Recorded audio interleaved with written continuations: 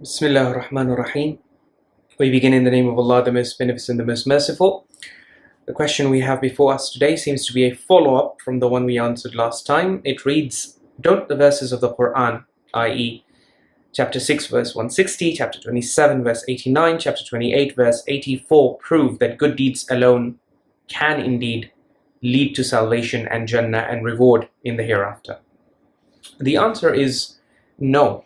These verses are talking about the Day of Judgment. So he's mentioned verses from Surah Al-An'am, Surah 6 verse 160 says, "Man jaa bil hasanati falahu ashru amthaliha."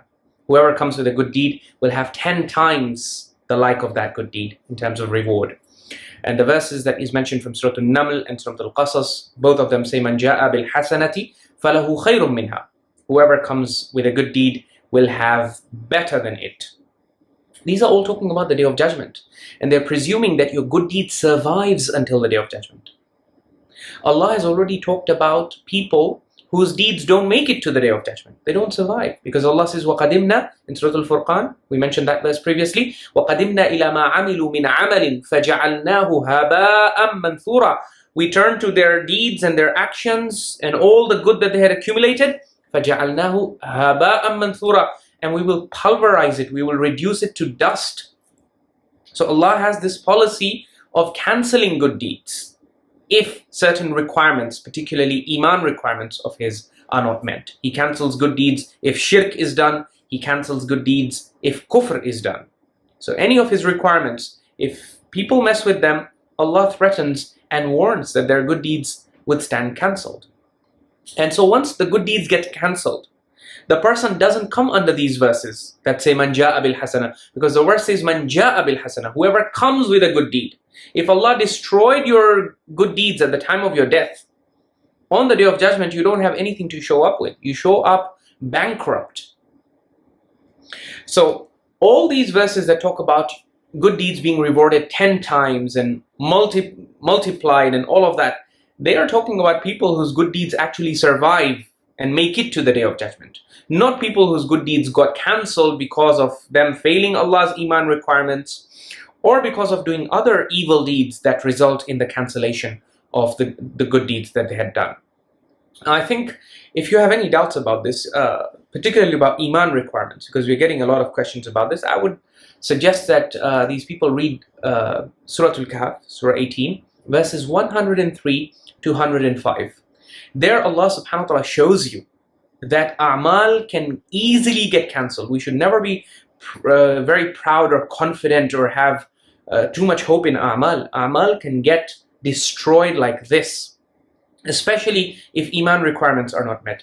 So in these verses, Allah subhanahu wa ta'ala begins by saying in verse 103, قُلْ هَلْ نُنَبِّئُكُمْ بِالْأَخْسَرِينَ أَعْمَالًا. O Prophet, tell them, should we inform you of those who are the worst losers when it comes to a'mal? So that means if you have a lot of good deeds, that is not a guarantee for salvation. Because in this verse, Allah is beginning by telling you that yes, here I'm going to inform you who are the greatest losers when it comes to their a'mal. So yani, a person having a'mal can turn out to be the greatest loser on the Day of Judgment, even if he has done tons of good deeds in the life of this world. How? Allah says this is how. الَّذِينَ ضَلَّ سَعْيُهُمْ فِي الْحَيَاةِ الدُّنْيَا. Those people whose efforts and struggle and hard work was misguided. It was not in the direction that Allah wanted it to be in. So that's why before you exert and invest energy, resources, money, time, always ask yourself, this thing that I'm doing, is it really something that matches and fits in with the vision of Allah?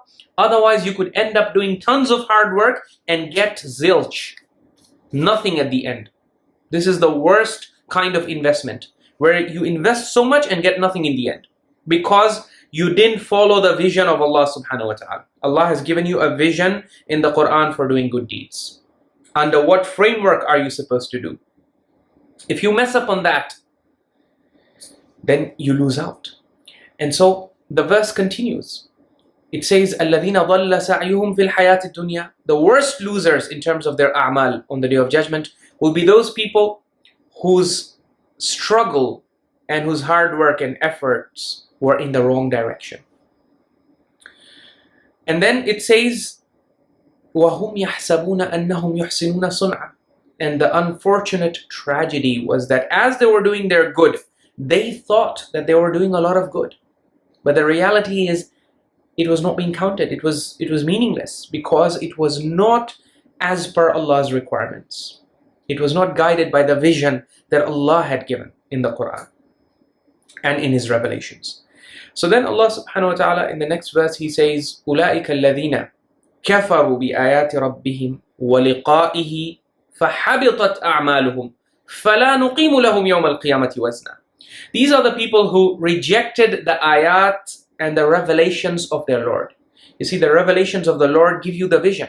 But if you reject them or ignore them or neglect what Allah has told you, and you do all your efforts and your hard work without focusing on what Allah actually wanted from you, Allah is saying the people who reject my ayat and waliqa'ihi, those people who reject and disbelieve in my meeting with Allah, which is the hereafter. That's why belief in the hereafter is one of the most important Iman requirements of God. If it is not met, look at what Allah says. فَحَبِطَتْ أَعْمَالُهُمْ. All their actions and good deeds got cancelled and destroyed. فَلَا نُقِيمُ لَهُمْ يَوْمَ الْقِيَامَةِ وَزْنًا. So on the day of judgment, Allah says we will not even be setting up scales for them. You know the scales, mizan, mawazin, that Allah talks about on the day of judgment? Allah says for these people we're not even going to install the scales. We're not going to set up the scales because all their good deeds cancelled, so there is nothing to measure, there's nothing to weigh. وَالْعِيَاذُ بِاللَّهِ.